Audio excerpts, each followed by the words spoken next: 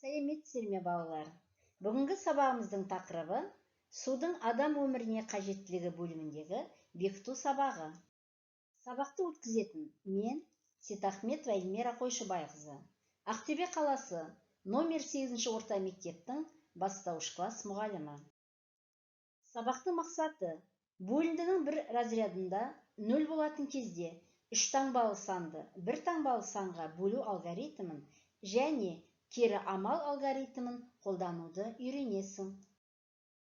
Сабақты бастамас бұрын көбейту мен бөлудің баған түрінде қалай орындалатын бәріміз бірге еске түсірейік. Бірінші көбейткіш 320, яғни 32 ондық. Ондықтың астына екінші көбейткіш 3-ті жазамыз. Ондықтарды көбейтеміз. 2 мен 3-тің көбейтіндісі 6-ға тең. 6-ны ондықтардың астына жазамыз. Жүздіктерді көбейтеміз. 3 пен 3-тің көбейтіндісі 9-ға тең. 9-ды жүздіктердің астына жазамыз. 0-ды түсіреміз. Жауабын оқимыз. 960. Осы көбейтуді бөлумен тексеріп көрейік. Бөлінгіш 960. Бөлгіш 3. Бірінші толымсыз бөлінгіш 900-дік. Бөліндіде 3 цифр болады. 100-дік, 10-дық, 1-дік. Жүздіктерді бөлеміз.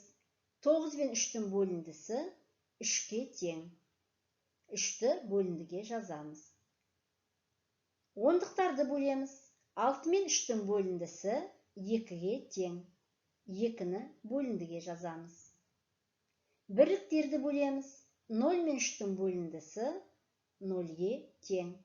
0-ды бөліндіге жазамыз. Жауабын оқимыз. 320. Осы түсіндірмені пайдалана отырып, оқулығымыздағы бірінші тапсырмаға назар аударамыз. Өрнектерді баған түрінде есептеп, олардың мәнін өсу ретімен қойсаң, төмендегі өлең жолдарын жазған ақынды анықтайсың. Су деген тіршіліктің қаны емес пе? Су деген табиғаттың жаны емес пе? Су жоқ жерде өмір жоқ, ол ақиқат. Күміс су қара жердің қаны емес пе? Авторы Мариям Хақымжанова. Екінші тапсырма. Сурет бойынша есеп құрастыр. Сөз есептің шарты, сұрағы, шешуі, жауабы болады. Динамо хаузында 120 бала бар. Ал дельфин хаузында бала саны белгісіз, бірақ Динамо хаузына қарағанда 3 есе артық бала жүр. Сұрақ. Осы екі хаузда барлығы қанша бала жүр? Шешуі. Дельфин хаузы белгісіз болғандықтан, бірінші дельфин хаузындағы бала санын анықтаймыз. 120 мен 3-ті көбейтеміз. 120 мен 3-тің көбейтіндісі 360-ға тең. Дельфин хаузында бала саны 360. Енді екі хаузда бала санын анықтау үшін не істейміз? Динамо хаузындағы бала санына дельфин хаузындағы бала санын қосамыз. 360 пен 120-ның қосындысы 480. Жауабы. Екі хаузда барлығы 480 бала бар.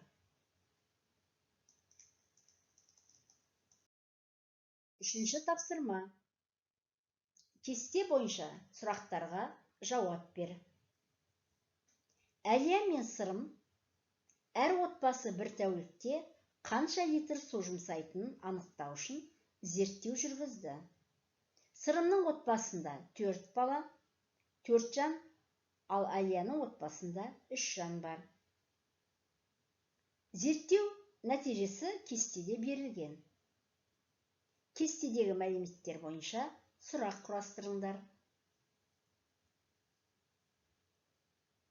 Сырым тамақ ішуге қанша литр су жұмсады?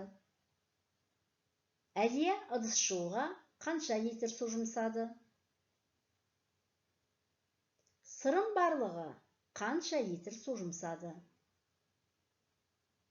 Әлия кір жууға қанша литр су жұмсады?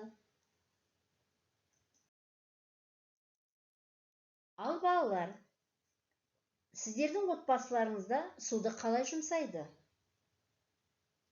Суды қалай үнемдеуге болады? Өз пікіріңді айт. Осы мәселе бойынша зерттеу жұмысын жүргізіп, нәтижесін кестеге түсіреміз.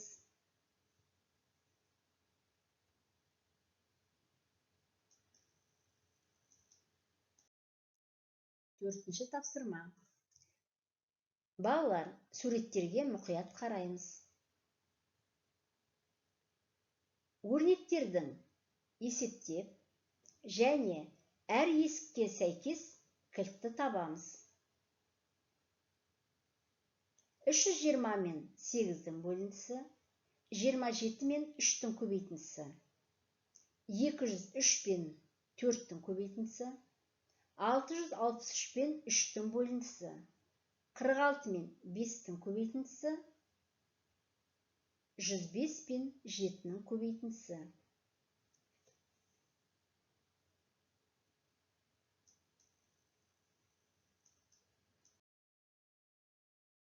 Үйге тапсырма аламыз, балалар. 8-ші бет, 6-шы есеп. Сабақ аяқталды. Сау болыңдар, балалар.